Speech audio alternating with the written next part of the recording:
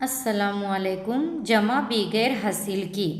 अकरम के पास 100 मोती वाले 3 गिफ्ट के डिब्बे हैं।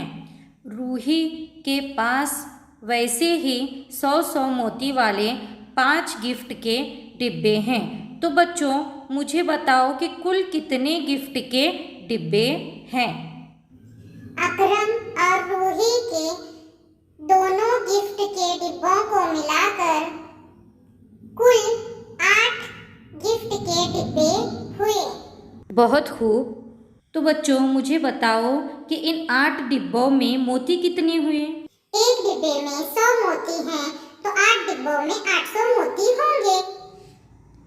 तस्वीर से बनाई हुई मिसाल को गौर से देखो, सफ़ा नंबर 19। बच्चों यहाँ पर कुछ तस्वीरें दी गई हैं। इसके लिए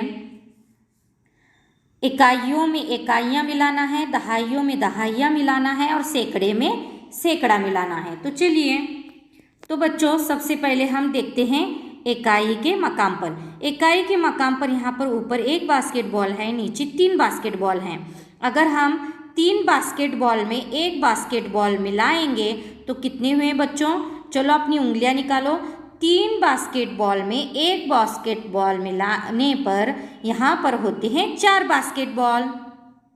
तो यहाँ पर कितने होंगे? कुल मिलाकर 4। तो अब हम इसके आगे हम देखते हैं दहाई के मकाम पर। तो दहाई के मकाम पर बच्चों ऊपर 2 चॉकलेट्स हैं, नीचे 1 चॉकलेट है। 2 चॉकलेट्स में 1 चॉकलेट मिलाने पर कितने हुए बच्चों? 3। बहुत अच्छे। अब हम आगे सैकड़े के मकाम पर देखते हैं बच्चों। सैकड़े के मकाम पर ऊपर 1 दरख्त है और नीचे 2 दरख्त हैं। उंगलियां निकालो बच्चों। 1 दरख्त में अगर हम 2 दरख्त मिलाएंगे तो कितने हुए बच्चों? 3। बहुत अच्छे, 3 दरख्त हुए। तो बच्चों इसी तरह से ये है जमा बगैर हासिल की। तो तस्वीर के ज़रिए हमने समझ लिया। अब हम आगे देखते हैं अददों के ज़रिए।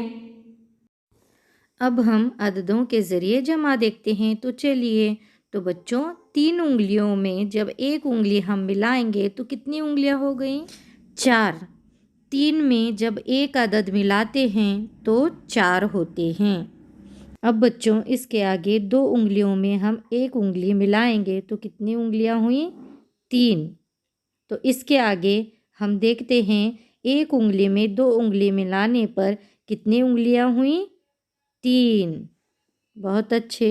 बच्चों यहाँ पर कुछ तस्वीरें दी गई हैं। इन तस्वीरों को देखकर आपने अदद लिखना है और अदद लिखकर जमा करनी है अपनी बयाज़ों में। Thanks for watching. Like, share and subscribe my channel.